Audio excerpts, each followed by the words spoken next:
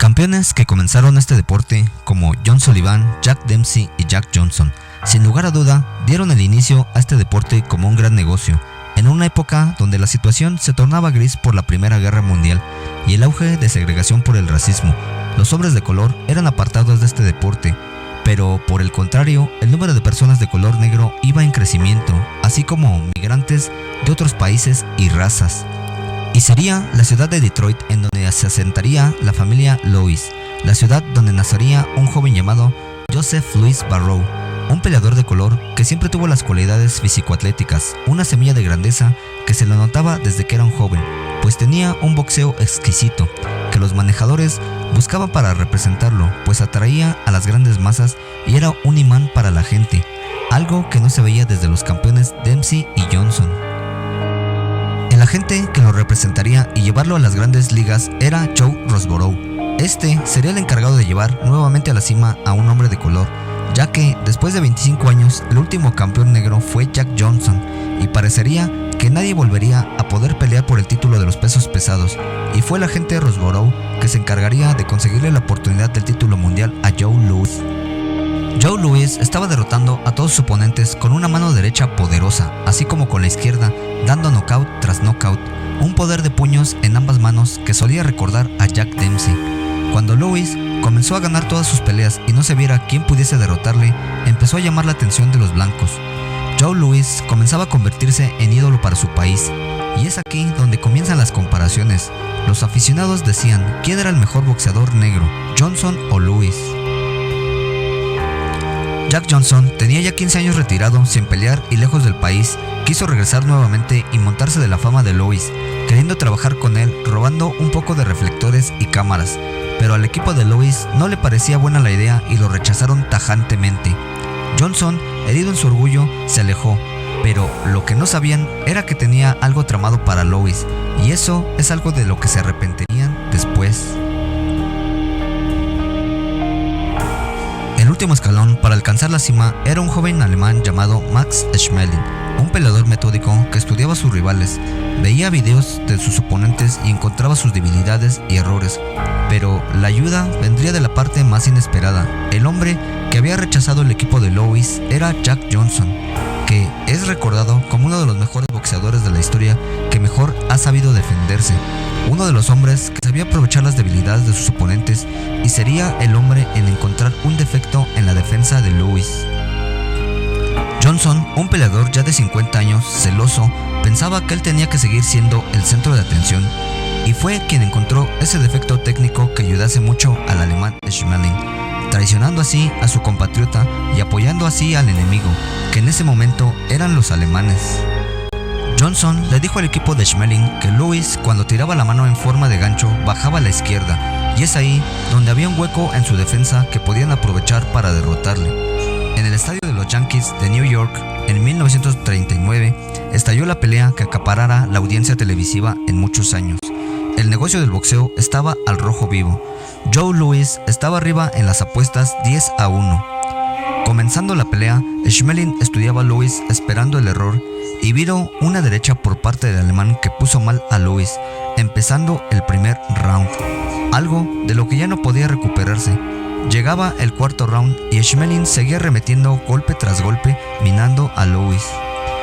Pero sucede algo que sorprendería a todos. La gente comienza a apoyar al alemán y gritando que acabara con el hombre negro. Max Schmeling termina por darle knockout a Louis, dejándolo tirado en la lona. A pesar del corazón que tenía, Louis para seguir adelante era ya imposible.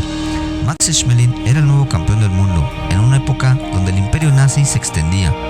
Max Schmeling se convierte en ídolo de Europa y del imperio alemán en una época oscura y áspera, debido a la Primera Guerra Mundial. Schmeling era recibido en su país como un héroe al derrotar al representante del imperio yanqui.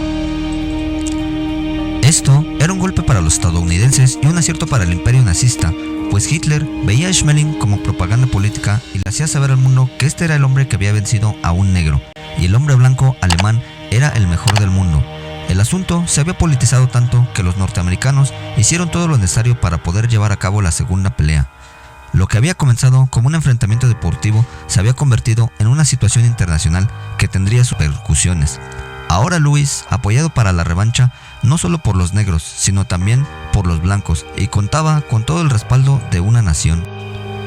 Era un evento de gran magnitud que tomó un giro de gran importancia. Por un lado tenías a Max Schmeling, un superhombre nazi representando al fascismo alemán, y por otra parte teníamos a Joe Louis, el representante estadounidense de la democracia. Tanto era la propaganda que tenía este evento que se decía que era la lucha entre el bien y el mal. Los peleadores tenían más presión que al comienzo de la primera pelea. Si Louis perdía, iba a defraudar no solo a su gente y su raza, sino a todo un país, una nación entera. Pero Louis no era el único que llevaba la presión. Max Schmeling llegaba como el hombre malo, después de ser ídolo y héroe. Ahora se veía como el villano, el fascista. Si llegase a perder, le esperaba lo peor, pero si llegase a ganar, se llenaría de gloria. En junio de 1938, 70,000 personas abarrotan el estadio de los Yankees de Nueva York, y otros 70 millones siguen la pelea por la radio, así como en la radio alemana, con otros millones más de espectadores. Todo el mundo está al pendiente, ambos países se paralizaban. Esta no era una pelea cualquiera, este era un combate entre dos naciones y por el mundo, Estados Unidos contra Alemania. Sin duda, este era uno de los eventos más grandes de la historia. Al sonar la campana, se miraba a un Louis determinado y frío. Louis estaba con su guardia pegada a su mentón e inmediatamente se lanzaba sobre Schmeling, conectando golpes fuertes. Es tanto el castigo que lo manda no solo una vez a la lona, ni 2 ni 3, sino 4 veces. El referee se ve determinado y detiene el combate. Schmeling es masacrado en tan solo un round. Louis vuelve a ser el campeón de los pesos pesados. Louis ha ganado por su país, por su raza. Es un golpe brutal contra la Alemania nazi, un golpe contra el fascismo, un golpe contra la raza dominante. Joe Louis vuelve a ser el héroe y el peleador más grande de su época. Un peleador negro es el más amado y querido. Todo el país celebra, está contento y de fiesta. Con la victoria de Louis sobre Schmeling, el gobierno de Estados Unidos le pide realizar una gira por varios estados del país, haciendo una campaña para reclutar gente para el ejército y la marina, así como recaudar fondos de una forma altruista para los soldados en combate.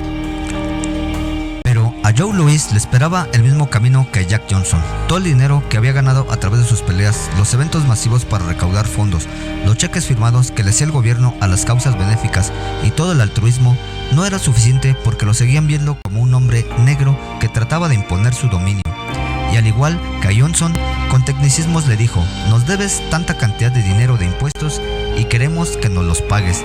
Y es así que el gobierno de los Estados Unidos le pagaba al hombre que había dado la cara por su país. Era demasiado dinero el que le exigía su gobierno, y de no pagarlo, Louis iría a prisión. Louis no tuvo más remedio que regresar a pelear nuevamente, pero Louis ya no era aquel jovencito, la edad lo había alcanzado, no se veía en buena forma y eso se notaba. Por otra parte, había un jovencito que venía empujando duro para colocarse en las primeras filas del boxeo. Era un hombre llamado Rocky Marciano, al que Louis tenía que derrotar. Pasó un largo tiempo en que Louis no subía a un ring y las consecuencias de esta batalla serían dolorosas. La pelea se había dado, Louis podría salir del apuro económico. En el combate, Louis se miraba más alto y corpulento, pero a su vez más lento y viejo. Rocky Marciano golpeaba los brazos estratégicamente a Louis, quien perdía fuerza y se le notaba el cansancio. Marciano no dudó nada en golpearlo y arremetió una derecha poderosa que casi saca a Louis del ring. La gente estaba impactada, no daba crédito a lo que sucedía. Louis había caído, había sido noqueado. Louis había sido derrotado, llegando así al final de una era. En 1951 se terminaba el dominio de la raza negra en los pesos completos. Pero lo que realmente Louis había hecho era terminar esa indiferencia y mostrar al mundo que no importaba el color de la piel ni el origen para poder ser ídolo. Cambió la manera de ver el boxeo. Donde Johnson falló, Louis tuvo el éxito que le abrió la puerta a nuevos boxeadores que se convertirían en ídolos y leyendas del boxeo. Y todo lo que sus antecesores dejaron para las generaciones futuras. John Sullivan, Jack Dempsey, Jack Johnson, Joe Louis y Rocky Marciano dieron la pauta para olvidar la segregación y el racismo, pero dentro de esta historia crecía una ola de hampa y corrupción que sería heredada a nuevos talentos. Pasa a la tercera parte de este video para que sigas conociendo la historia de la mafia y corrupción en el boxeo. Dale un pulgar arriba y comparte para que más personas puedan disfrutarlo. Así que dale un clic en el vínculo que aparece en pantalla. Por favor, no olvides suscribirte. Saludos a todos los fans del boxeo. Hasta la próxima.